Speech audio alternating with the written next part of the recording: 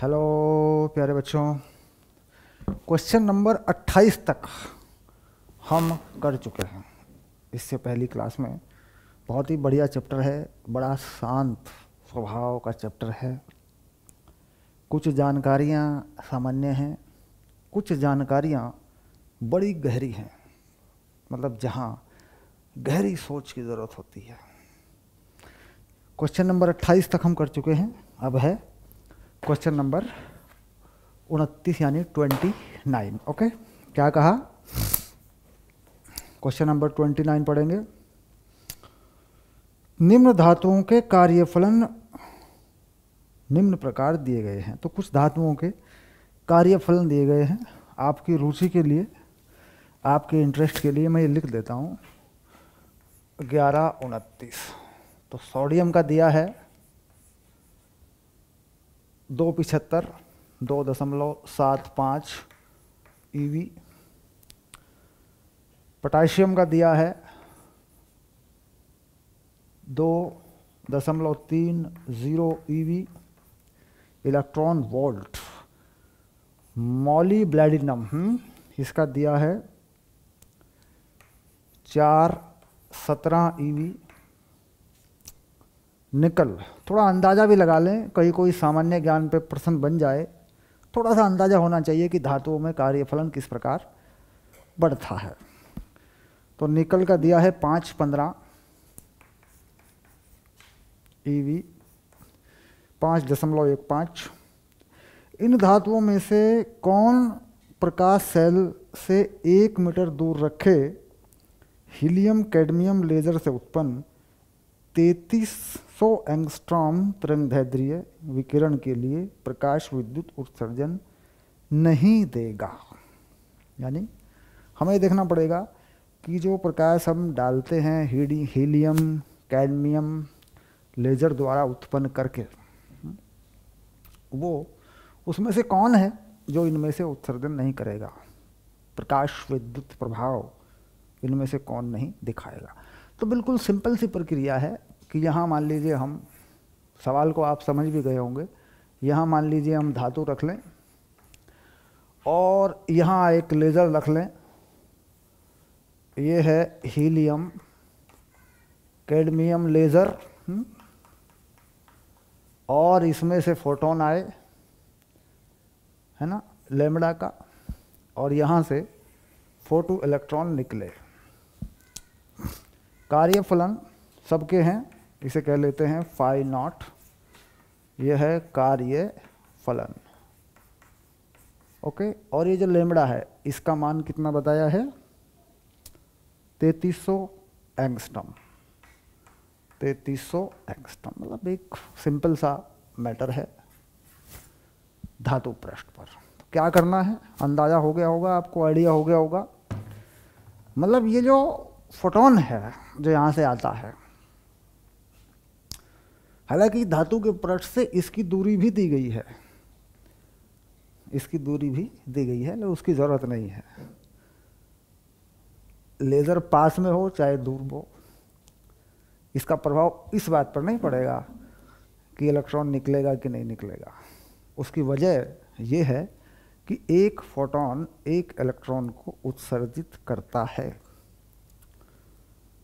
तो एक फोटोन चाहे कितनी भी दूर से आए, उसकी ऊर्जा में परिवर्तन नहीं होता। एक फोटोन मान लीजिए चांद से आता है और एक फोटोन सेम ऊर्जा का फोटोन सूरज से आता है, और पृथ्वी पृष्ठ पर जब वो गिरते हैं तो घटना समान होती है। तो इस बात से फर्क नहीं पड़ता कि फोटोन सूरज से आता है कि चांद से आता है। तो कुल मिला के ये स्रोत कितनी दूर है इससे कोई लेना देना नहीं है। दूसरी चीज़ होती है जो इस दूरी पर निर्भर करती है, वो बताएंगे। सवाल अच्छा है, विचार करेंगे उस बारे में। ठीक, तो अब ये देखना है कि ये जो ऊर्जा है दरअसल ये कितनी है जो इस फोटोन में है। लेज़र से उत्पन्न फोटोन में जो ऊर्जा है इस तरंगदैर्ध्य पर ये कितनी है। ठीक, तो लेज़र से उत्पन्न फोटोन की ऊर्जा, लेज़र से उत्पन्न फोटोन की ऊर्जा कितनी होती है? इसे कह लेते हैं एच सी बाई लेमडा। ये होती है एच सी बाई लेमडा। तो 6.63 10⁻⁻34 प्रकाश की चाल लगा दें निर्वात वाली। निर्वात में प्रकाश की चाल याद हो गया सर। और ये लगा दें 3300। एंगस्ट्रॉम के लिए 10⁻⁻10 लगा दें। तो ये ऊर्जा जो है जूल में है।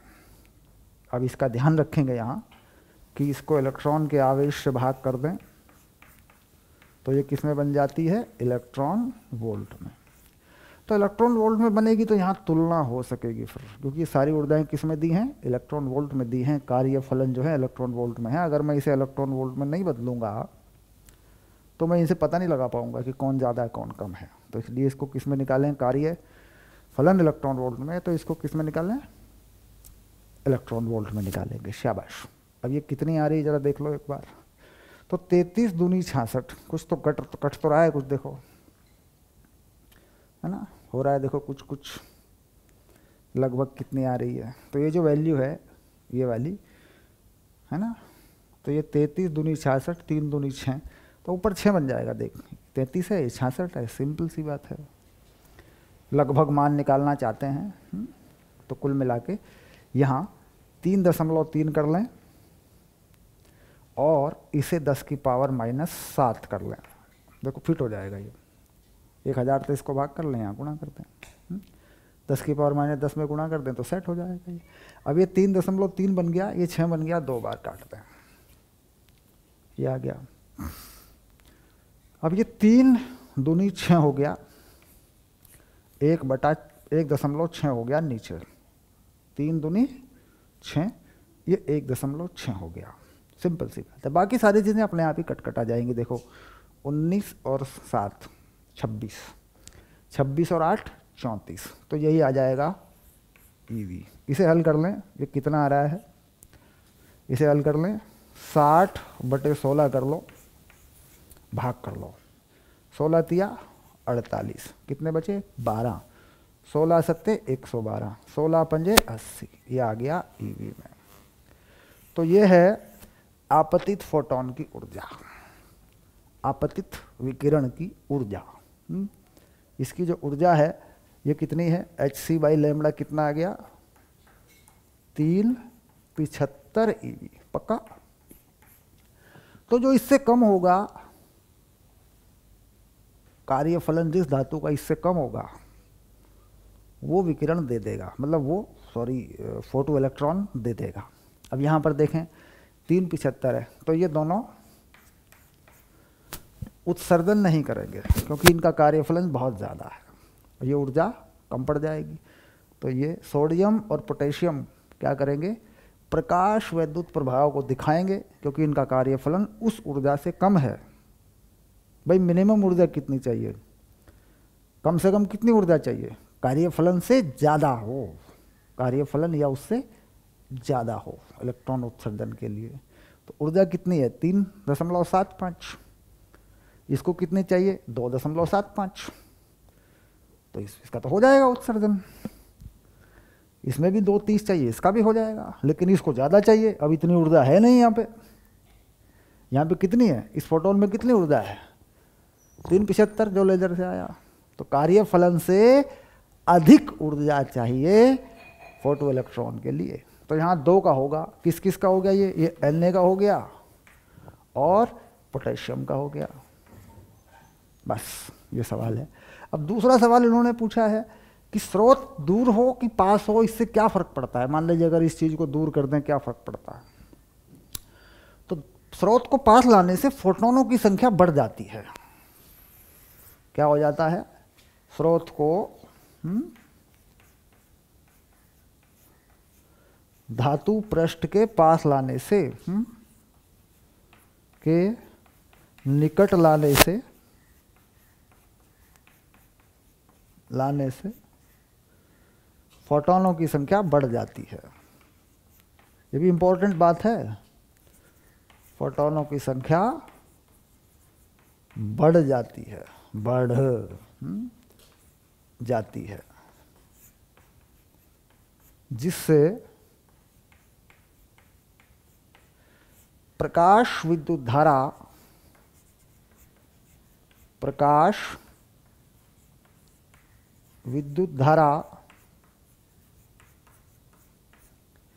का मान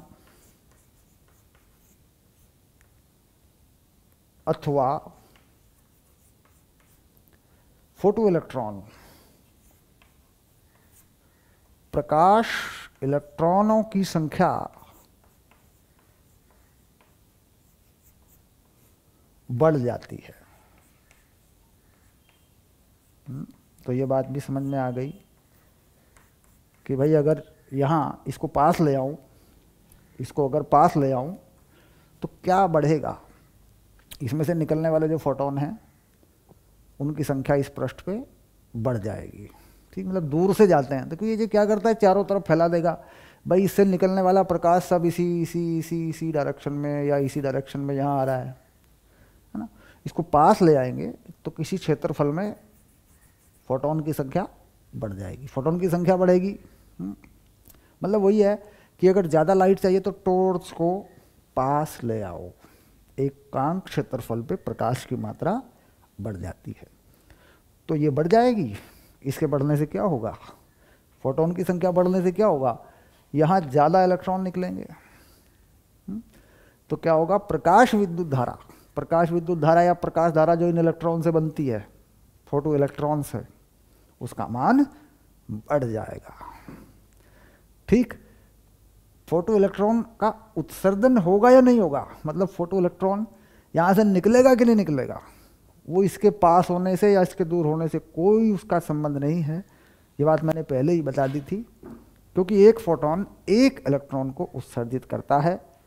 फोटोन चाहे कहीं से भी आकर धातु पृष्ठ पर गिरता हो, चाहे कितनी भी दूर से आता हो।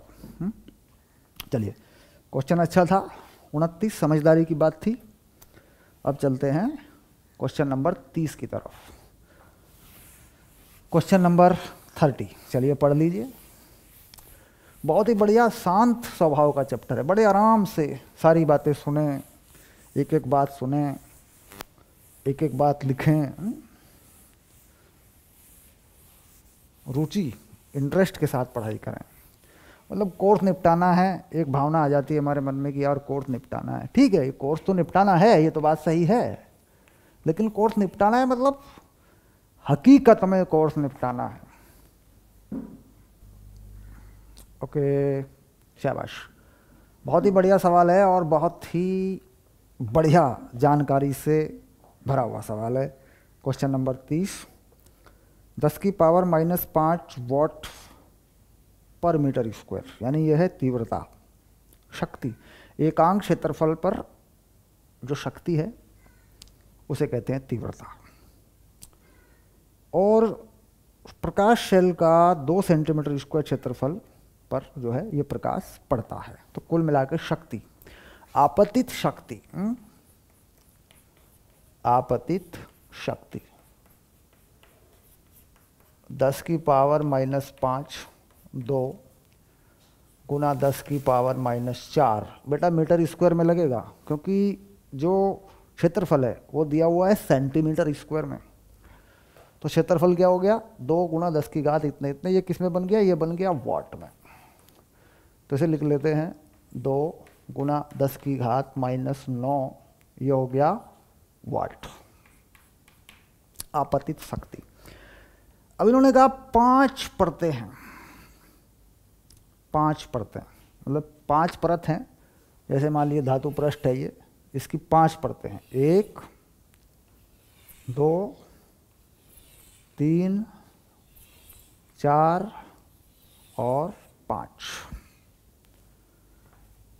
क्षेत्रफल मान लीजिए हमने ये ले रहे हैं, हम ले रहे हैं मान लीजिए इतना क्षेत्रफल, ऐसे कर सकते हैं ना बेटा, ऐसे कर सकते हैं। देखो हम मान लीजिए ये क्षेत्रफल ले रहे हैं, ये वाला क्षेत्रफल हम ले रहे हैं, ये है मान लो ए, और ए का मान है 2 सेंटीमीटर स्क्वायर, जो ए है वो है 2 सेंटीमीटर स्क्वायर। तो 5 परतों में कितना क्षेत्रफल हो जाएगा, 1 2 3 4 5, ये हो जाएगा क्षेत्रफल, है ना। अच्छा, अब परमाणु का जो लगभग आकार है, जो परमाणु का आकार है, एक परमाणु में एक इलेक्ट्रॉन हम मानते हैं, हम ये मानते हैं भाई एक परमाणु में एक इलेक्ट्रॉन है जो भाग के उत्सर्जन से बाहर निकल सकता है, ठीक। तो औसत परमाणुीय आकार जो है वो कितना है, उसका क्षेत्रफल कितना है ना। औसत परमाणुीय आयतन ये होता है 10 की पावर -20 घन मीटर, या इस क्षेत्रफल ले लो, क्या फर्क पड़ता है, क्षेत्रफल से भी काम चल जाता है। 10 की पावर -20 क्षेत्रफल ही लेना होगा, क्योंकि आयतन का क्या करेंगे। शाबाश, लगभग इतना है, यानी यहाँ कोई क्षेत्रफल है थोड़ा सा, ये वाला वो इतना है एक परमाणु के लिए, और एक परमाणु में से एक इलेक्ट्रॉन निकलना है, एक परमाणु में से एक इलेक्ट्रॉन निकलना है। तो 5 परतों का कितना हो जाएगा, 5 परतों का क्षेत्रफल, 5 परतों का क्षेत्रफल कितना हो जाएगा, 5 गुना 2 गुना 10 की घात -4 मीटर स्क्वायर। और एक परमाणु कितना क्षेत्रफल घेरता है, ये इतना वाला। तो 5 परतों में कुल परमाणुओं की संख्या, परमाणुओं की संख्या कितनी हो जाएगी, 5 गुना 2 गुना 10 की घात -4 और 10 की घात -20, ये हो जाएगी ये वाली। तो कितनी हो रही है ये हो रही है 10 की पावर 17। कुल मिला के 10 की पावर 17 परमाणु आ जाएंगे। अब एक परमाणु से एक इलेक्ट्रॉन निकलना है, तो एक परमाणु से क्या निकलना है, एक इलेक्ट्रॉन। तो एक परमाणु एक इलेक्ट्रॉन का उत्सर्जन करता है। यह मान लें कि एक परमाणु से क्या मिलता है, एक इलेक्ट्रॉन। तो यह मान लें कि एक परमाणु से एक इलेक्ट्रॉन उत्सर्जित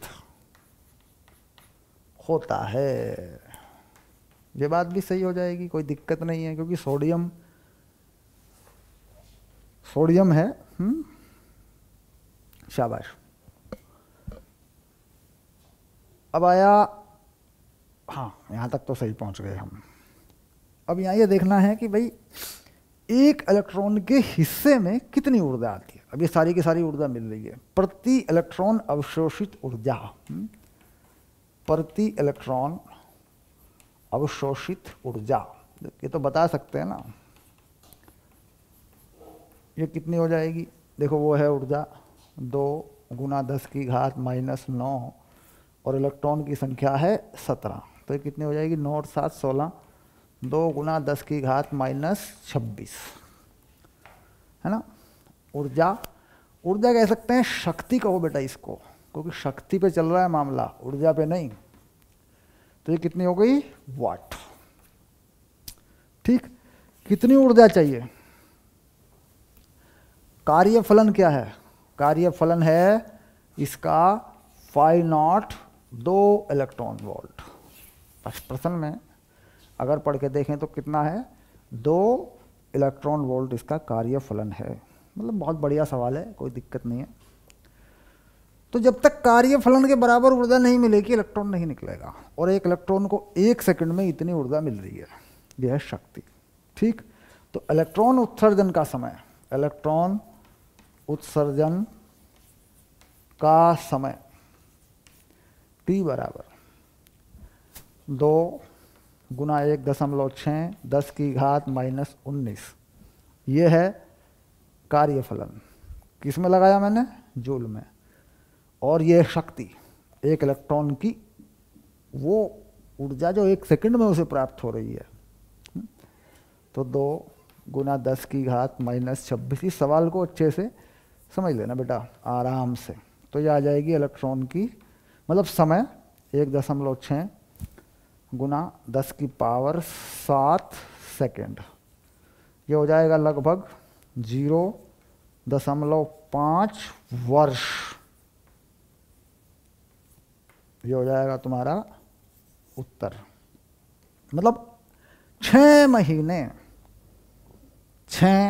महीने लगभग में उत्सर्जन होगा। शाबाश। चलिए आगे चलते हैं। क्वेश्चन को दोबारा अच्छे से कर लेना इसको, मतलब इसके पॉइंट को समझ लेना। यहाँ एक ऐसी जानकारी थी, परमाणु का औसत जो क्षेत्रफल है जिसे वो घेरता है, वो सवाल में नहीं दिया गया था, उसका इस्तेमाल किया गया है। 10 की पावर माइनस 20 उसको लगाया गया है। शाबाश। आगे बढ़ते हैं क्वेश्चन नंबर 31 की तरफ।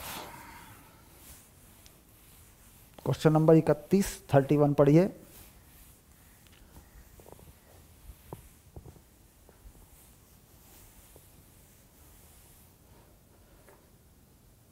ग्यारह 31। शाबाश। क्या कहते हैं 11:31 में, एक्स किरणों के प्रयोग अथवा उपयुक्त वोल्टा से त्वरित इलेक्ट्रॉनों से क्रिस्टल विवर्तन प्रयोग किए जा सकते हैं। विवर्तन यानी डिफ्रैक्शन। कौन सी जांच अधिक ऊर्जा संबंध है?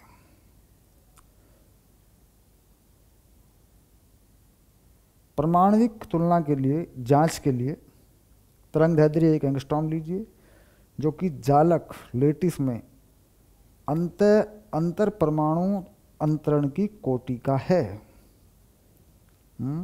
शाबाश। इलेक्ट्रॉन का द्रव्यमान दिया हुआ है। अब यहाँ ये कह रहे हैं कि 1 एंगस्ट्रॉम का तरंगदैर्ध्य वाला एक्स किरण है। देखो 2 चीजें हैं इस प्रयोग में। 1 एंगस्ट्रॉम लैम्बडा बराबर का एक्स किरण है, और लैम्बडा बराबर 1 एंगस्ट्रॉम का इलेक्ट्रॉन है।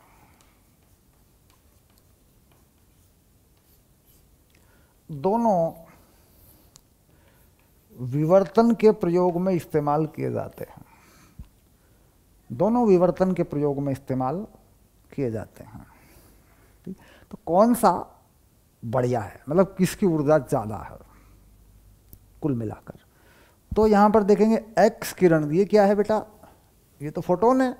तो एक्स किरण की ऊर्जा ये कितनी आ जाएगी? ये आती है hc/λ। भाई ये तो विकिरण है, एक्स किरण तो 6.63 10 की घात माइनस 34।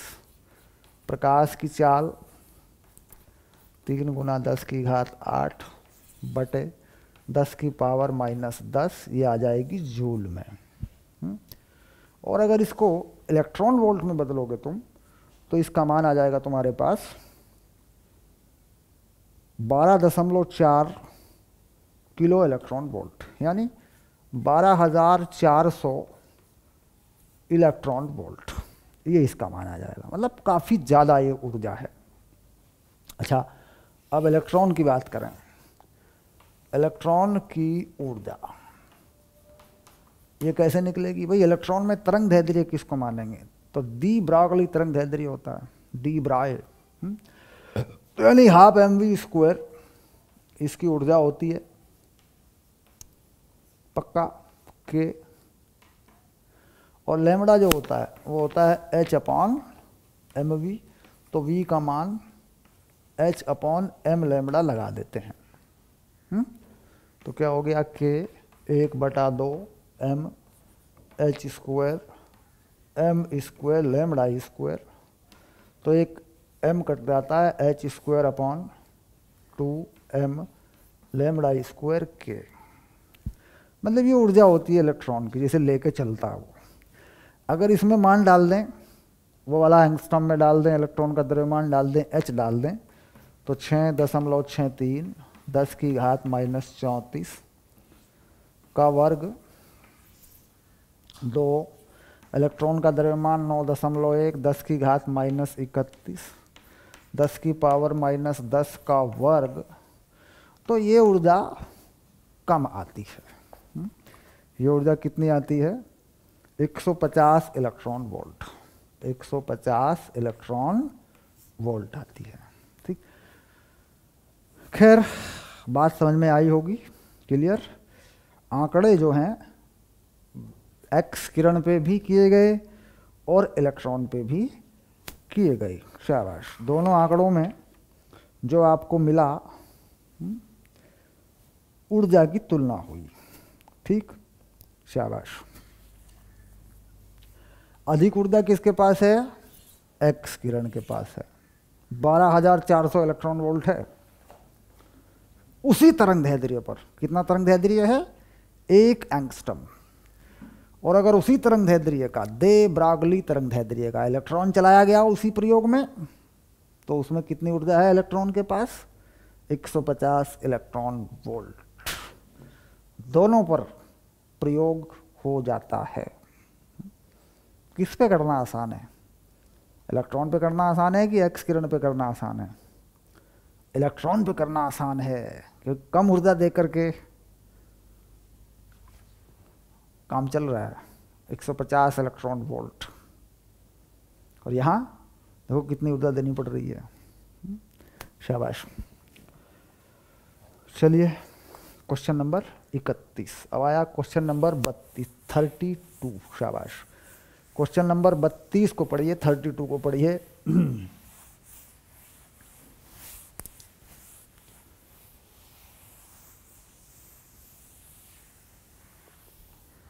ओके,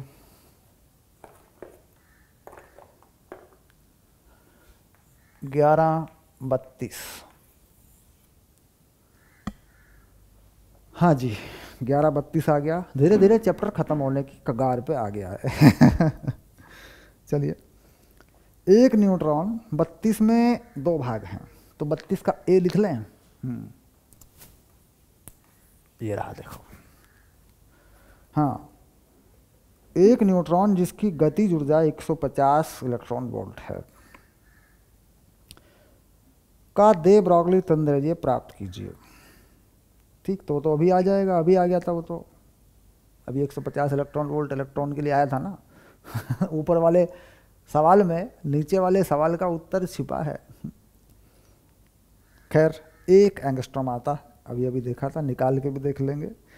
जैसा कि आपने अभ्यास 31 में देखा, इतनी ऊर्जा का इलेक्ट्रॉन किरणपुंज क्रिस्टल विवर्तन प्रयोग के लिए उपयुक्त है। सही बात है। विवर्तन हो गया था 31 में 150 इलेक्ट्रॉन वोल्ट के ऊर्जा वाले इलेक्ट्रॉन से, जिसका तरंग दैर्ध्य 1 एंगस्ट्रॉम था। क्वेश्चन नंबर 31 में ऐसा हुआ है। क्या समान ऊर्जा का एक न्यूट्रॉन किरणपुंज इस प्रयोग के लिए समान रूप से उपयुक्त होगा? स्पष्ट कीजिए। इलेक्ट्रॉन की तुलना में न्यूट्रॉन का द्रव्यमान 2000 गुना है लगभग। मतलब अगर आप देखें, m न्यूट्रॉन 1837 m इलेक्ट्रॉन होता है। ठीक, इलेक्ट्रॉन या न्यूट्रॉन, अगर हम उसके तरंग दैर्ध्य की बात करें, ये होता है 1/m। अभी अभी तुमने देखा। तो अगर लैम्बडा ई 1 एंगस्ट्रॉम है, तो लैम्बडा न्यूट्रॉन 1/1837 एंगस्ट्रॉम हो जाएगा। बहुत ज़्यादा कहानी बनाने की ज़रूरत नहीं है। तो विवर्तन में ये तरंग दैर्ध्य सूटेबल नहीं होगा, क्योंकि विवर्तन की एक शर्त होती है, विवर्तन जो होता है उसकी एक शर्त होती है, विवर्तन की शर्त। ठीक, क्रिस्टल में दो परमाणुओं के बीच की दूरी, क्रिस्टल में दो परमाणुओं के बीच की दूरी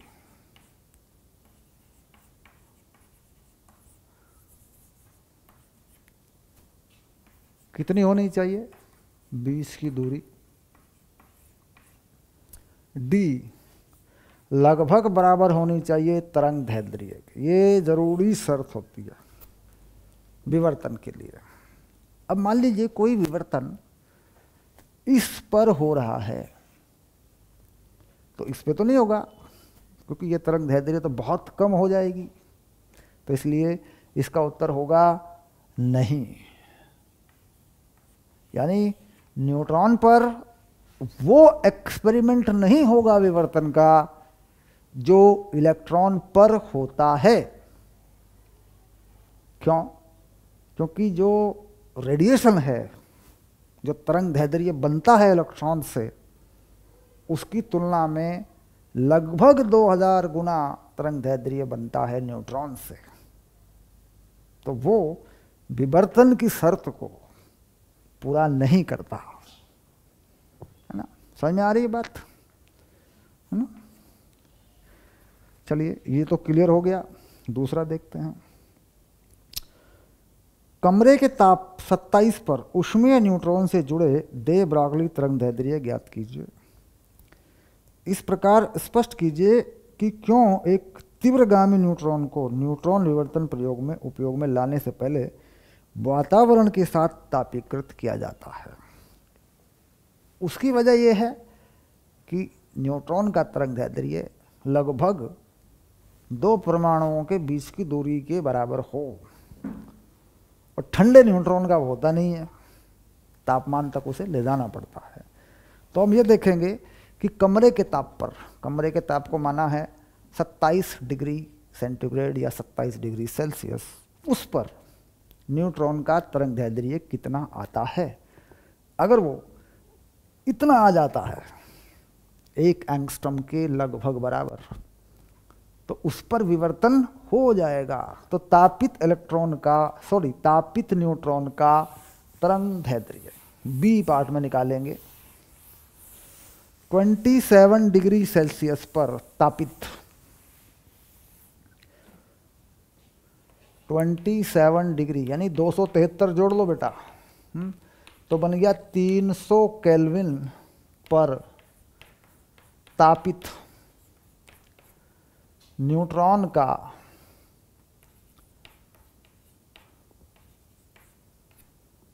तरंग दैर्ध्य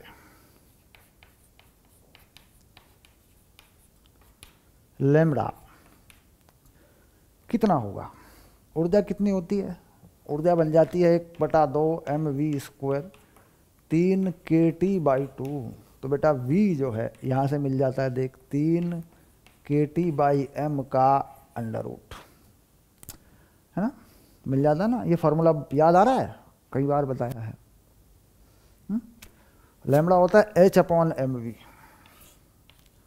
तो v यहाँ से आ गया देख।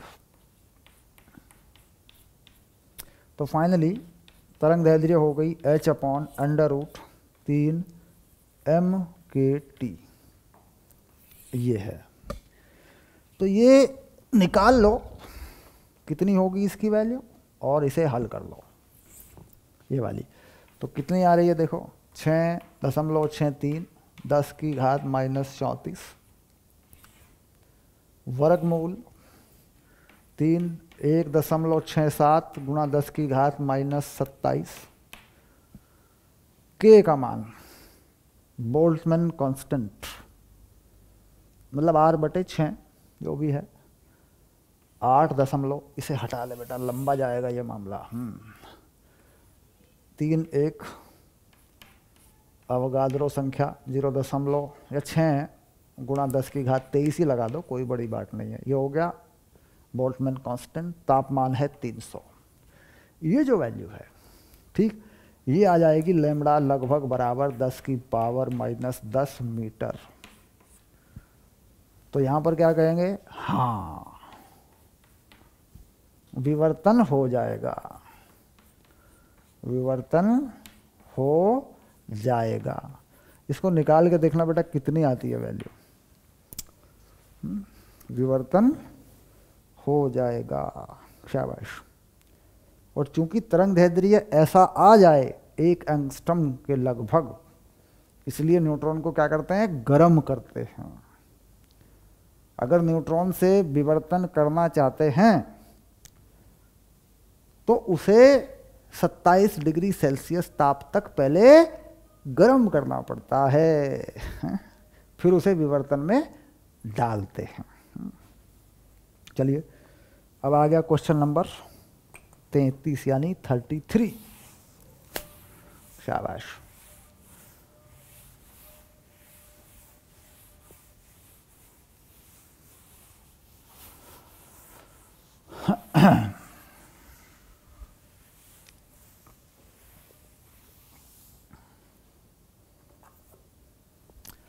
ग्यारह 33 33 33 पढ़ लेते हैं। एक इलेक्ट्रॉन सूक्ष्मदर्शी में 50 किलो वोल्टता के द्वारा त्वरित इलेक्ट्रॉनों का उपयोग किया जाता है। इलेक्ट्रॉन सूक्ष्मदर्शी में प्रकाश की जगह इलेक्ट्रॉन का उपयोग किया जाता है। और हम जानते हैं कि अगर इलेक्ट्रॉन बहुत तेज चलता है तो वह प्रकाश के गुण रखता है। इस चैप्टर का नाम ही है विकिरण तथा द्रव्य की द्वैत प्रवृत्ति या प्रकृति। तो प्रकाश की तरह काम कर देगा। तो इन्होंने क्या किया, एक इलेक्ट्रॉन सूक्ष्मदर्शी भी बना ली। अच्छा, इन इलेक्ट्रॉनों से जुड़े दे ब्रागली तरंगदैर्ध्य ज्ञात कीजिए। चलो निकाल देंगे, कोई बात नहीं। यदि अन्य बातों को लगभग समान लिया जाए तो इलेक्ट्रॉन सूक्ष्मदर्शी की विभेदन क्षमता की तुलना पीले प्रकाश के प्रयोग करने वाले प्रकाश सूक्ष्मदर्शी से किस प्रकार होती है। मतलब पीला रंग अगर दें, वो सूक्ष्मदर्शी जो पीले रंग के लिए देखी जाती है, और ये वाला इलेक्ट्रॉन सूक्ष्मदर्शी, इसकी विभेदन क्षमता में क्या फर्क है। ठीक, तो कुल मिलाकर सबसे पहले देख लेते हैं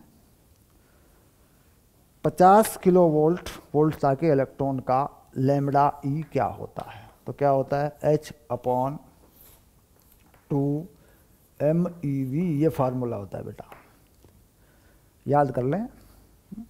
इसको बनाऊं क्या दोबारा, बताओ, इसको दोबारा बना दूं क्या, बन जाएगा। देखो, इलेक्ट्रॉन की गतिज ऊर्जा ½ mv² और कार्य EV होता है, आवेश गुना ये। तो V का मान कितना आ गया, 2eV/m का वर्गमूल। लैम्बडा क्या हुआ, लैम्बडा होता है H/mv। इस V को यहाँ लगा लो, ये आ गया। तो इलेक्ट्रॉन का दी ब्रागली तरंगदैर्ध्य निकाल लिया, ये रहा। तो 6.63 10⁻⁻34।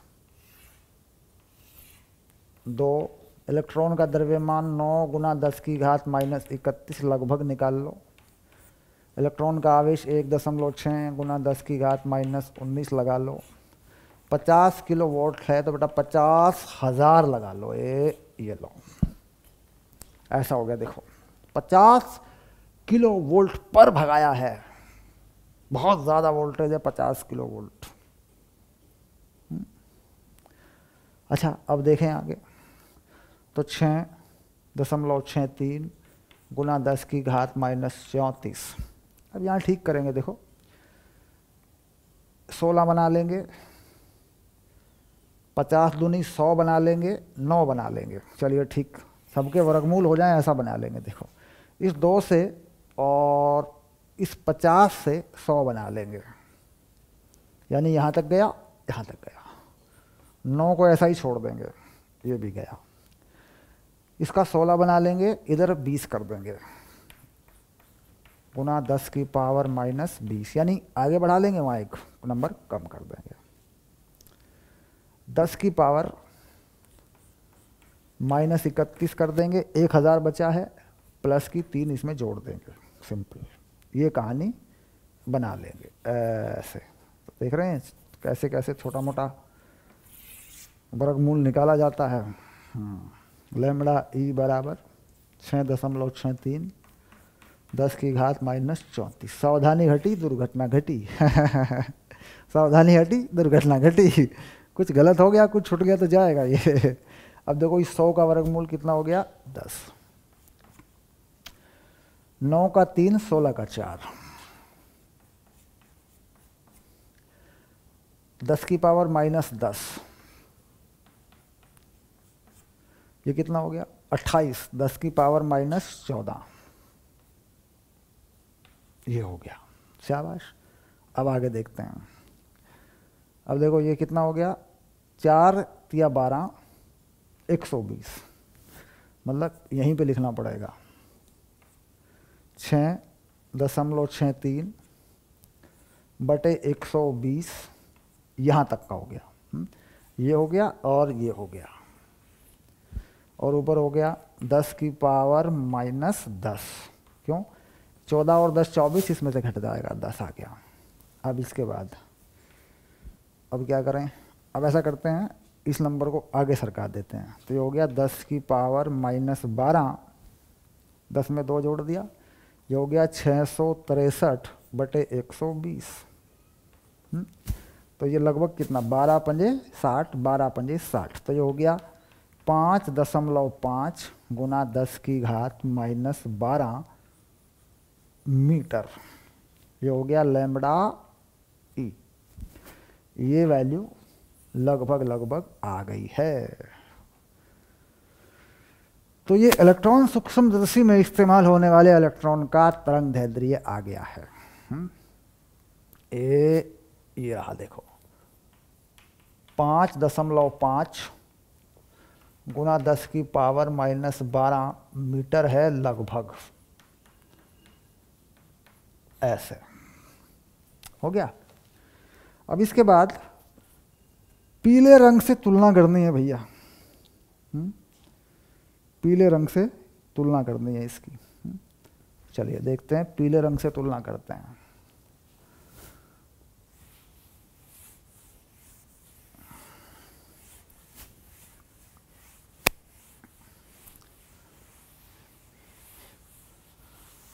अब आ गया पीले रंग का तरंगदैर्ध्य। पीले रंग के लिए लैम्बडा ये दे रखा है 590 नैनोमीटर, ये है। और जो इलेक्ट्रॉन यूज हो रहा है उसका ये है, ठीक। तो विभेदन क्षमता 1 बटा लैम्बडा होती है, मतलब लैम्बडा ज़्यादा होगा तो विभेदन क्षमता कम होगी। तो इलेक्ट्रॉन सूक्ष्मदर्शी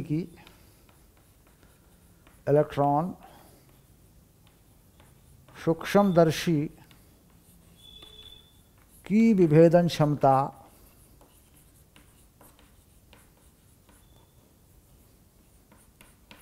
बराबर, अब जरा देख लेंगे कितना फर्क पड़ेगा, तो उल्टा करके लिख देंगे इनको, भाई व्युत्क्रमानुपाती है ना। तो 590 गुना 10 की घात माइनस 9 बटे 5.5 गुना 10 की घात माइनस 12, और यहाँ लिख देंगे प्रकाश सूक्ष्मदर्शी की विभेदन क्षमता। हो जाएगा नहीं हो जाएगा, ऐसा बताओ, क्योंकि ये एक वेवलेंथ ये है, एक ये है, एक तरंगदैर्ध्य है, इलेक्ट्रॉन वाली ये है, प्रकाश की ये है, और विभेदन क्षमता 1/λ है।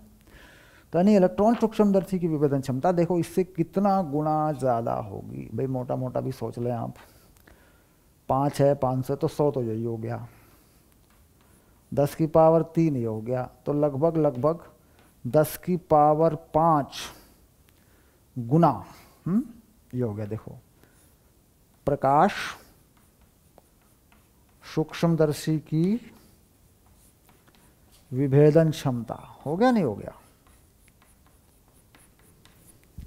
10⁵ गुना हो जाएगी, मतलब 1,00,000 गुना। 10⁵ क्या हो गया? 1,00,000 गुना नहीं हो गया? मतलब जिस वस्तु को या जिस दूरी तक साफ साफ दिखाना, विभेदन क्षमता क्या है? कितनी दूर की वस्तु को साफ साफ दिखाया जा सकता है, ये भी तो होता है, देखने का गुण है। तो योग्यता या क्षमता कितने हो जाएगी? 1,00,000 गुना। मतलब 1,00,000 गुना छोटी वस्तुओं को अलग अलग दिखा सकता है इलेक्ट्रॉन सूक्ष्मदर्शी, तुलना में जो हम नॉर्मल सूक्ष्मदर्शी से देखते हैं। नॉर्मल सूक्ष्मदर्शी से मान लीजिए हमें ये 2 कण देखने हैं, यहाँ से अलग अलग दिखाई दे सकता है ना? तो 1,00,000 गुना अगर इनके बीच की दूरी या इनके आकार छोटे हो जाएं तो इलेक्ट्रॉन सूक्ष्मदर्शी का इस्तेमाल कर सकते हैं। ये होती है विभेदन क्षमता। मतलब छोटे से छोटा, कितना छोटा अलग अलग दिखाया जा सकता है, इसे कहते हैं विभेदन क्षमता। ये खैर ये तो पढ़ रखा है आपने। चलिए आगे बढ़ते हैं।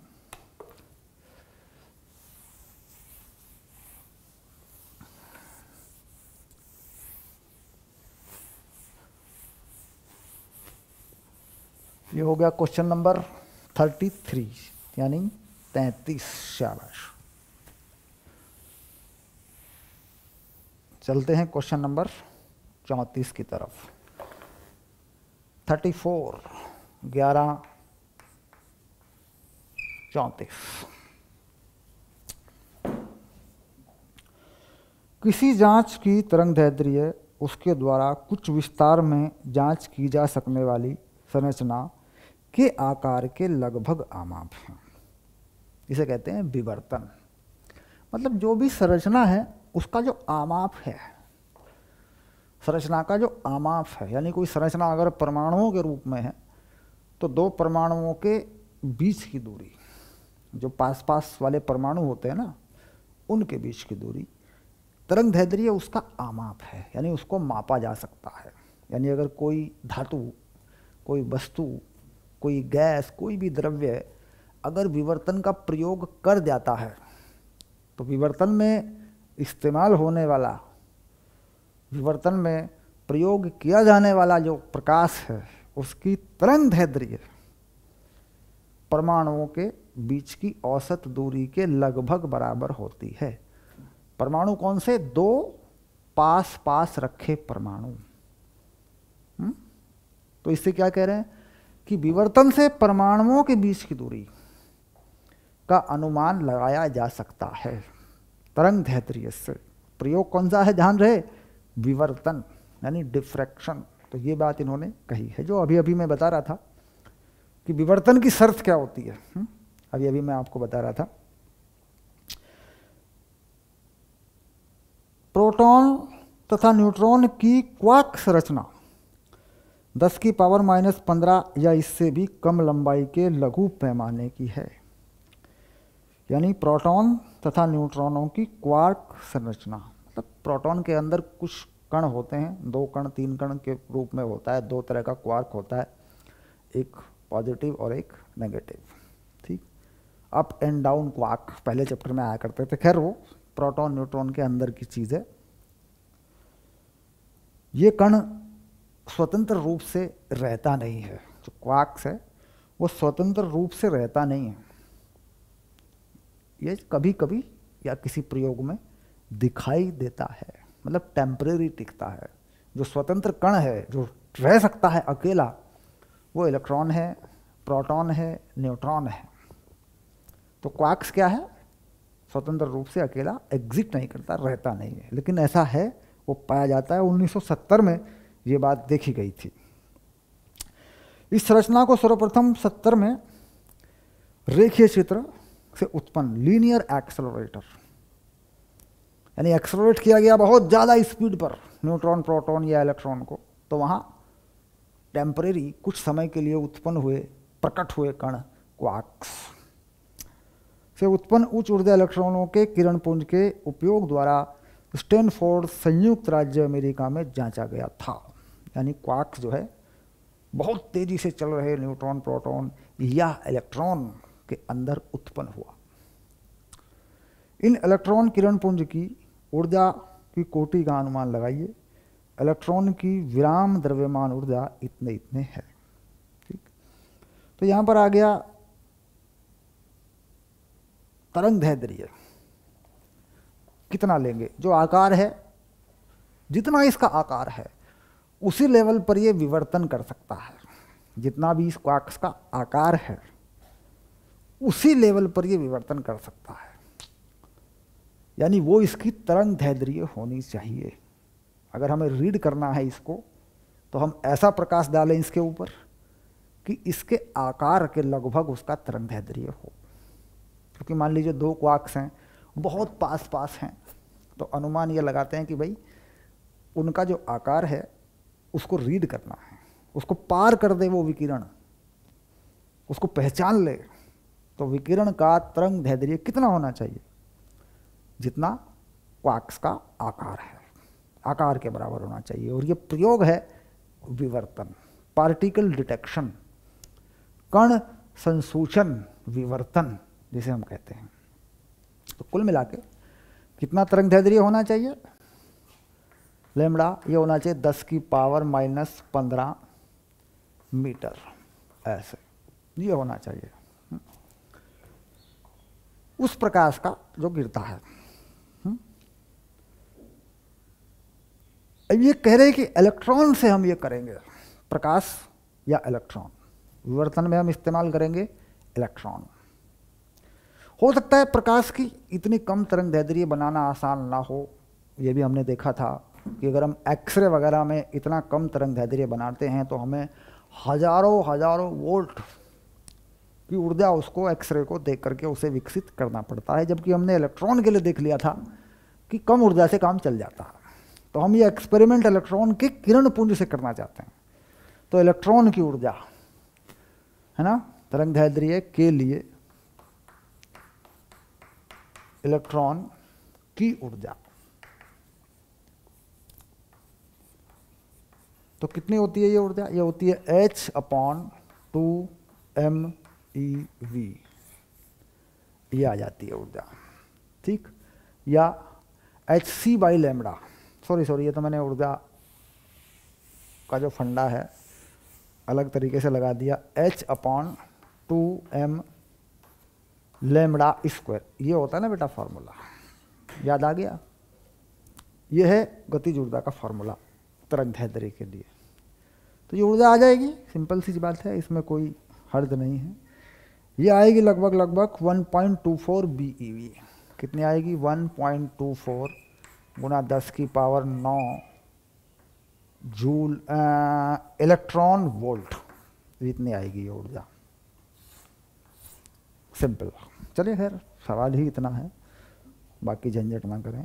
विराम द्रव्यमान छोड़ देंगे, विराम द्रव्यमान नहीं, इतनी ज़्यादा स्पीड से चलेगा इलेक्ट्रॉन तो विराम द्रव्यमान का भला नहीं होने वाला। जो द्रव्यमान का सूत्र है सही तरीके से वही लगेगा। अब यहाँ पे इलेक्ट्रॉन का द्रव्यमान क्या लगाएंगे? विराम द्रव्यमान लगा रखा है ना हमने, तो ये गड़बड़ हो जाता है। ये बहुत तेज चलेगा तो ये नहीं लगाना। इसमें m का मान क्या लगाओगे? तो वही है, मतलब एक सवाल फंसेगा, ये लगेगा, देखो ऐसे, ये वाला। और इसी के हिसाब से फिर लैम्बडा तो मालूम है, झंझट तो ज़्यादा नहीं है। ये v फंस जाएगा इसके अंदर, तो भाई v निकालें कैसे? ये जो v है ये फंस जाएगा। तरंग दैर्ध्य तो है, तो विराम द्रव्यमान ये है, चल कितनी चाल से रहा है, लैम्बडा कितना है, कन्फ्यूजन खड़ा हो जाएगा। पर खेल कुल मिला के ये ऊर्जा इतनी आ जाएगी आपकी। ओके, बाकी थोड़ा सा हिंट उत्तर में भी दिया है, पर मुझे नहीं लगता कि इस सवाल को उत्तर तक ले जाना और विस्तार तक करना, क्योंकि आता नहीं है, ज़्यादा पूछता नहीं है कोई। जानकारी होना अच्छी बात है, जानकारी होना अच्छी बात है। कुछ ज़्यादा ही गहराई में चले जाते हैं वो सवाल जिनमें ये लगता है फार्मूला।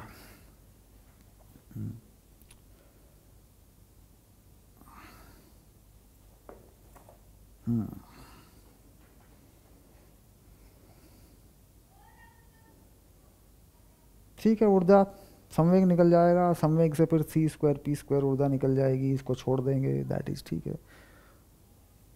विराम ऊर्जा नगण्य हो जाती है, इतना इतना ठीक है, बात तो सही है। सीधा फार्मूला लगा दो, सीधा वेग लगा के सीधा लगा दो, यानी इसी से निकाल दो, इसी से निकाल दो, इतना ही निकलेगा, उसकी ज़रूरत नहीं है, क्योंकि यहाँ इस पद को कह रहे हैं छोड़ दो अभी के लिए, ज़रूरत नहीं, सीधा लगा दो, ठीक। तो ये वैल्यू आ जाएगी।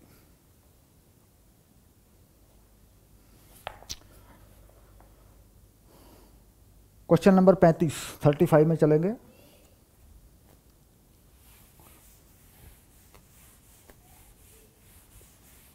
क्वेश्चन नंबर 35,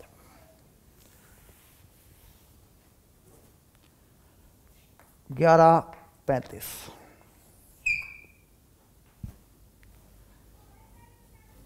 कमरे के ताप और एक एटीएम दाब पर हीलियम परमाणु से जुड़े प्रारूपी दे ब्रॉगली तरंगदैर्ध्य ज्ञात कीजिए।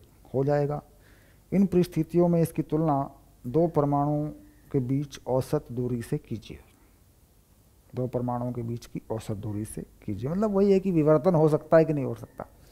दो परमाणुओं के बीच की जो औसत दूरी है और जो इसका अपना तरंगदैर्ध्य है जिस 27 डिग्री पर जिससे ये घूम रहा है, तो कहीं ऐसा तो नहीं कि खुद ही विवर्तन हो जाए, सेल्फ एक्टिंग डिफ्रैक्शन। खैर चलिए देखते हैं। 27 डिग्री पर तो कितना हो जाएगा, लैम्डा h/3m/kT ये होता है बेटा। और ये वैल्यू कितनी आ रही है, ये आ जाएगी 0.73 10⁻⁻10 मीटर। हीलियम का द्रव्यमान यहाँ से लगेगा, m का मान कितना लगेगा, हीलियम परमाणु का द्रव्यमान m। तो m हीलियम परमाणु का द्रव्यमान 4 × 10⁻³ किलोग्राम होता है 1 मोल का, और 6 × 10⁻23 ये होगा बेटा 1 परमाणु का। ध्यान रखना, ये जो K होता है ये भी आप जानते हैं, बोल्ट्जमैन नियतांक है। तापमान T का वैल्यू दे रखा है, ये लगाना 300 केल्विन, तो ये वैल्यू आ जाती है। ओके। अब इसके बाद दो परमाणुओं के बीच की दूरी, दो परमाणुओं के बीच की दूरी हीलियम और हीलियम, ये कैसे निकलेगी, तो क्या करते हैं, PV बराबर RT, ये लगा सकते हैं बेटा, लगा लेते हैं इसको, ठीक। तो अगर एक परमाणु की बात करें, ठीक, तो इसे क्या करते हैं, अवगाद्रो संख्या से डिवाइड कर देते हैं ऐसे, तो एक परमाणु का आयतन हो जाता है ये। तो कितना हो गया, RT, मतलब इसको K बना लो, R/N, N क्या है, अवगाद्रो नंबर, ऐसा बोल देते हैं। तो एक परमाणु का आयतन हो जाएगा, देखो 1 मोल के लिए होता है ना PV बराबर RT, पक्की बात है। एक परमाणु के लिए बनाएंगे तो अवगाद्रो संख्या से भाग कर लेंगे इसको। तो ये R/N जो हुआ, ये हो गया KT, और ये हो गया P, इसकी घात कितनी कर देंगे, 1/3, तो ये क्या बन जाएगी, ये बन जाएगी दो परमाणुओं के बीच की दूरी, यानी लगभग परमाणु का आकार। घनमूल कर दिया तो परमाणु को घन माना, क्या माना, परमाणु को घन रूप में माना। भाई आयतन आ गया एक परमाणु का, अगर उसका घनमूल कर देंगे तो एक विमा आ जाएगी ना, एक साइड आ जाएगी, तो ये आ गया। तो ये कितनी आ रही है, यहाँ से इसको निकालें, सारी चीज़ें हैं आपके पास, K भी है, तापमान भी है, दाब भी है, 1 एटमॉस्फेरिक प्रेशर, एक वायुमंडल दाब है आपके पास सवाल में। कंसेप्ट को समझना है, अब कोई इसमें वैल्यू डालने की ज़रूरत नहीं है ज़्यादा। ये आ रही है 34 × 10⁻−10, 34 × 10⁻−10 मीटर, ठीक, शाबाश। 35 उत्तर जो है मिलाना पड़ेगा क्योंकि मैंने कैलकुलेट करके रखा है बेटा, तो मुझे थोड़ा सा देखना पड़ेगा। माध्य पृथक्करण दूरी, ठीक, और आकार जो है, ठीक है, सही बात है, आ गया, ओके डन, करेक्ट। अब 36 भी इसी बात पर आधारित है। क्वेश्चन नंबर 36 को लिखना है, कोई बड़ी चीज़ नहीं है, हल्का सा करेंगे पढ़ेंगे तो हो जाएगा, यहाँ से कोई झंझट नहीं है, मैं ऐसे ही बता दूंगा आपको। किसी धातु में 27 पर एक इलेक्ट्रॉन का प्रारूपी दे ब्रॉगली तरंगदैर्ध्य के, तो बेटा यही फार्मूला है, यही फार्मूला लग जाएगा इलेक्ट्रॉन के लिए भी।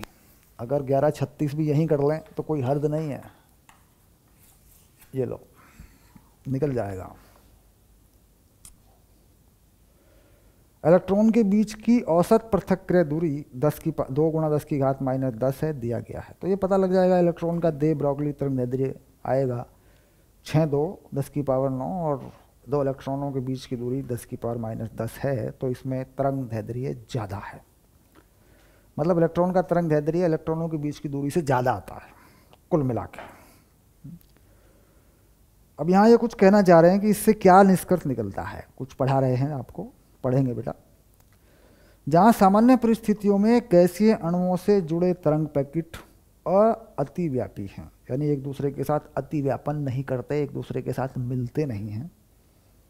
परिस्थितियों में गैसीय अणुओं से जुड़े तरंग पैकेट यानी गैसीय परमाणुओं को अलग अलग पहचाना जा सकता है, अतिव्यापी हैं। क्योंकि देख लिया कि कमरे के ताप पर हीलियम का कितना है और उसके बीच की दूरी कितनी है, इसका अंदाजा हो गया है। बीच की दूरी ये है और तरंगदैर्ध्य यहाँ से कुछ आया होगा, ये है। तो देखो बीच की दूरी ये रही, तरंगदैर्ध्य देखो कितनी ज़्यादा है। गैसों के बीच परमाणुओं में जो दूरी है बहुत ज़्यादा है, और अगर उनका विवर्तन हो जाए, डिफ्रैक्शन हो जाए, आपस में चलें गति के कारण, तो वो तरंगदैर्ध्य बहुत कम है। कुल मिला के विवर्तन अंदर, आंतरिक विवर्तन आपस में अतिव्यापन नहीं हो सकता, साफ साफ दिखाई दे रहा है। तरंगदैर्ध्य बहुत छोटा है, परमाणुओं के बीच की दूरी बहुत बड़ी है, तो गैस के परमाणुओं को अलग अलग पहचाना जा सकता है। इससे ये बात स्पष्ट हो जाती है। अगर ये तरंगदैर्ध्य इसके बराबर हो जाए तो खुद ही विवर्तन हो जाएगा, पता ही नहीं चलेगा कहाँ परमाणु है और कहाँ नहीं है, एक दूसरे में अतिव्यापन हो जाएगा। ठीक, तो इतनी बात ये कह रहे हैं। किसी धातु में इलेक्ट्रॉन तरंग पैकेट प्रबल रूप से एक दूसरे के अतिव्यापी हैं, जबकि इलेक्ट्रॉन एक दूसरे के प्रबल रूप से अतिव्यापी हैं। क्यों? क्योंकि जो पृथक्करण है उससे ज़्यादा लैम्बडा आ गया है, उससे ज़्यादा आ गया है तरंगदैर्ध्य। इलेक्ट्रॉनों के बीच की दूरी कम पड़ गई है और तरंगदैर्ध्य ज़्यादा हो गया उससे। ठीक, यह सुझाता है कि जहाँ किसी सामान्य गैस में अणुओं की अलग अलग पहचान हो सकती है, किसी धातु में इलेक्ट्रॉन की एक दूसरे से अलग अलग पहचान नहीं हो सकती है। क्यों? क्योंकि आंशिक रूप से विवर्तन हो जाता है, आंशिक रूप से विवर्तन हो जाता है। जब इलेक्ट्रॉन चलता है दूसरे इलेक्ट्रॉन के बीच की दूरी से ज़्यादा तरंगदैर्ध्य बना लेता है, तो आंशिक रूप से डिफ्रैक्शन हो जाता है, पार्शियल डिफ्रैक्शन, तो अतिव्यापन हो जाता है। तो ये पता नहीं चलता कि भाई ये वाला इलेक्ट्रॉन यही है, ये वाला इलेक्ट्रॉन यहाँ से चल के यहाँ गया, यहाँ से चल के, नहीं, पता नहीं चलेगा। सारे इलेक्ट्रॉन होते तो एक जैसे ही हैं, परमाणु भी एक जैसे ही होते हैं, तो इलेक्ट्रॉन में क्या हुआ, अतिव्यापन हो गया, आंशिक रूप से विवर्तन हो गया खुद ही खुद में। तो इलेक्ट्रॉन एक दूसरे में घुले मिले इतने ज़्यादा होते हैं कि उनकी अलग अलग पहचान नहीं हो सकती। बस। अब आया question number 37, last question. Okay, chapter का लास्ट क्वेश्चन। बहुत बढ़िया चैप्टर रहा, बहुत मेहनत से आपने पढ़ा, सारी बातों को समझा, एक एक पॉइंट्स को आपने, मुझे उम्मीद है कि लिखा होगा, जो इम्पोर्टेंट बातें आई होंगी उनको आपने लिखा होगा, समझा होगा। ठीक, चलते हैं आखिरी सवाल पर। क्या कहते हैं देखिए, 1137, आधुनिक भौतिकी का जबरदस्त चैप्टर है ये। बहुत जानकारी बढ़ जाती है इसे पढ़ के। और अगर 2 बार पढ़ लें आराम से, समय तो लगता ही है, तो फिर तो पूछो ही मत, और लोगों से बहुत आगे निकल जाओगे आप अगर आपने इस चैप्टर को 2 बार पढ़ लिया। वीडियो लेक्चर देखा, पूरा एनसीईआरटी हल देखा, मेरी बातें सुन ली, इंपॉर्टेंट पॉइंट्स को लिख लिया, तो बहुत आगे निकल जाओगे और लोगों से आप। हाँ, ऐसा विचार किया गया है, ए पार्ट। और बी, ये तो विचार की बात है, देख लेंगे कोई पॉइंट कहीं आएगा। डी और ये ई, बस केवल विचार विमर्श करेंगे और पॉइंट को देखेंगे, समझेंगे बात को। ऐसा विचार किया गया है कि प्रोटॉन और न्यूट्रॉन के भीतर क्वार्क्स पर आंशिक आवेश होते हैं। ठीक है, होते हैं, सही बात है। यह मिलिकन तेल बूंद प्रयोग में क्यों नहीं प्रकट होते? मिलिकन तेल बूंद प्रयोग में बेसिकली E/m प्रकट होता है। क्या प्रकट होता है? E/m। तो जाहिर सी बात है, ये चीज अगर प्रकट होती है तो इलेक्ट्रॉन के आवेश का गुण, मतलब गुणक प्रकट होता है। इलेक्ट्रॉन के आवेश का गुणक प्रकट होता है, तो उसके अंदर जो आवेश हैं वो उसमें प्रकट नहीं होते, उनकी पहचान नहीं हो सकती। सिंपल सी बात है। E/m संयोग की क्या विशिष्टता है? हम E तथा m के विषय में अलग अलग विचार क्यों नहीं करते? E/m बलों के संतुलन से प्राप्त होता है। E/m किससे प्राप्त होता है? बलों के संतुलन से। बल होता है E बराबर mg, ऐसा बल होता है बेटा इलेक्ट्रॉन पर। तो देखो E/m जो है ये होता है G/e, यानी किसी इलेक्ट्रॉन पर, ये मान लो कोई इलेक्ट्रॉन है, नीचे की तरफ क्या बल है? mg, और ऊपर की तरफ बल लगा दिया E, तो बलों के संतुलन से ये चीज निकल के आती है। तो जाहिर सी बात है कि E/m अलग अलग निकलेगा ही नहीं, क्योंकि प्रयोग जो है वो E/m पर होता है।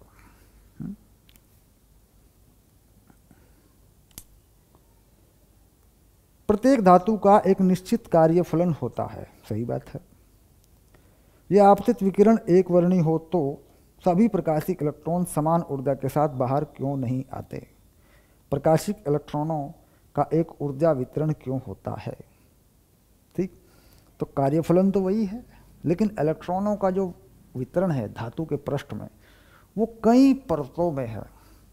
सामान्यतया जो सबसे ऊपर पृष्ठ के पास इलेक्ट्रॉन है उसी का तुरंत उत्सर्जन होता है। बाकी सारे इलेक्ट्रॉन जो होते हैं उसमें ऊर्जा का वितरण होता है, और अलग अलग ऊर्जा के इलेक्ट्रॉन अलग अलग तरीकों से अवशोषित होकर उत्तेजित होते हैं। जबकि प्रयोग में ऐसा बताया जाता है कि तुरंत इलेक्ट्रॉन निकलता है, एक फोटोन से एक इलेक्ट्रॉन निकलता है। तो ये बात धातु पृष्ठ के बिल्कुल पास जो इलेक्ट्रॉन रखा होता है उस पर होती है। बाकी जो नीचे और भरे इलेक्ट्रॉन होते हैं उनमें ऊर्जा का वितरण होता है। सिंपल सी बात है। एक इलेक्ट्रॉन की ऊर्जा तथा इसका संवेग, इससे जुड़े पदार्थ तरंग की आवृत्ति तथा इसके तरंग दैर्ध्य के साथ निम्न प्रकार से संबंधित है। चलिए ठीक है, परंतु लैम्ब्डा का मान जहाँ भौतिक महत्व का है, न्यू का मान भौतिक महत्व का नहीं है। तो लैम्ब्डा का मान भौतिक महत्व का इसलिए है कि लैम्ब्डा जो है दे ब्रोगली से H बराबर mv के अनुसार निकाला जाता है, आवृत्ति नहीं निकाली जाती। मतलब ये जो है ये अभिधारणा है। ये क्या है? ये अभिधारणा है।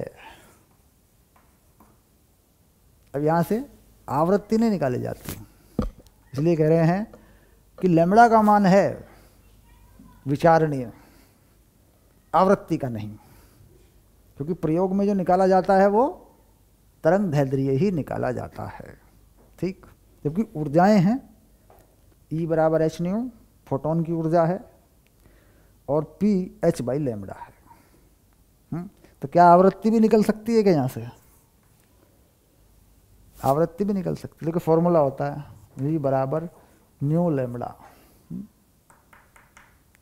तो इस आवृत्ति को क्या कहेंगे भाई? दी ब्रॉगली आवृत्ति। तो दी ब्रॉगली आवृत्ति तो कुछ होती ही नहीं है, जो भी होता है दे ब्रॉगली तरंगदैर्ध्य होता है। तो तरंगदैर्ध्य के आधार पर ही ये सारी व्याख्याएं की जाती हैं, वही मूल अभिधारणा है, वही है हाइपोथेसिस। अभिधारणा को क्या बोलोगे अंग्रेजी में? हाइपोथेसिस। ये खैर सारी बातें अच्छी तरह क्लियर हुई, चैप्टर समझ में आया। और अगर कहीं कुछ उलझ गया, ठीक, तो वीडियो लेक्चर को रिपीट करें, वहाँ से उस वीडियो लेक्चर में जाएं, रिपीट करें। और किसी अन्य जानकारी की आवश्यकता है तो किताब में चेक करके पढ़ के देख लें, कहीं ऐसा हो सकता है, ठीक। प्राइवेट किताबों के आधार पर कोई भी थ्योरी न बनाएं, चाहे वो किसी भी राइटर की किताब हो। जो भी किताब की थ्योरी बने वो एनसीईआरटी के आधार पर बने। अच्छे लेवल पर जो किताबें छपती हैं वो अंग्रेजी में होती हैं, जैसे ऑक्सफोर्ड यूनिवर्सिटी वाली हैं, कैम्ब्रिज यूनिवर्सिटी वाली हैं। अगर कोई थ्योरी बनानी है तो वहाँ से किताब देख कर के अनुवाद कर लें, चेक कर लें। गूगल पे चेक कर लेते हैं लोग, है ना। तो लेकिन संतुष्टि होनी चाहिए। गूगल पे चेक करें तो ये देखें कि जो गूगल पे जानकारी आ रही है वो कहाँ से आ रही है, उसका स्रोत क्या है। कुछ का कुछ लिख के लोग गूगल पे डाल रहे हैं। गूगल पे क्या होता है कि जो पेज होता है, जो वेबसाइट होती है, उस पर ऐड लगा लेते हैं लोग। ऐड लगा के लोग पैसा कमा लेते हैं। बच्चे वहाँ जाकर नोट्स पढ़ते हैं, नोट्स पढ़ के नोट्स बनाते हैं और सारे ज्ञान का, सारे अनुभव का कबाड़ा कर देते हैं। ऐसा ना करें, बिल्कुल ना करें। जो भी जानकारी लें सही लें, अनुभव सिद्ध जानकारी लें, अपने अनुभव पर, अपनी कसौटी पर उसको खड़ा करें, फंडामेंटल को चेक करें। किताब जो प्रमाणित हो, किसी गवर्नमेंट द्वारा, सरकार द्वारा, किसी अच्छे राइटर की हो, जैसा कि मैंने बताया, उसमें जांच करें। ओके, एनसीईआरटी से मेल ना खाती हो किसी फंडामेंटल पर, तो उसको भी बहुत अच्छे लेवल पे जांच करें। किसी ने कोई परिभाषा लिख दी, कुमार मित्तल की एक किताब छपती है, उसमें लिखा है आवेश पदार्थ का गुण है। बड़े मजे की बात है। उसमें लिखा है कि आवेश पदार्थ का गुण है, जिसके कारण कोई पदार्थ धन आवेशित या ऋण आवेशित हो जाता है। मतलब ये बात एकदम इतनी मूर्खता से भरी है जिसको बताया भी नहीं जा सकता। आवेश प्रकृति में मूल राशि है, वह स्वयं में ही परिपूर्ण है, वह किसी का गुण नहीं है, वह अपने आप में ही मूल भौतिक राशि है या मूल राशि है। खैर, चैप्टर खत्म हुआ है, 2 बातें मैंने कर ली। अगर आप पूरा चैप्टर देख चुके हैं और इस वीडियो को भी देख रहे हैं, आपने सब कुछ पढ़ लिया है, तो इसलिए बाद में क्या होता है कि चलो चैप्टर ख़त्म हो गया सर, 2 बात कर लेते हैं। इसलिए मैंने ये सारी बातें बताई हैं। समय कीमती है, ज़्यादा समय लूँगा नहीं। अगले चैप्टर में चलेंगे, पढ़ाई करेंगे, कोर्स अपना पूरा करेंगे। शाबाश, डन।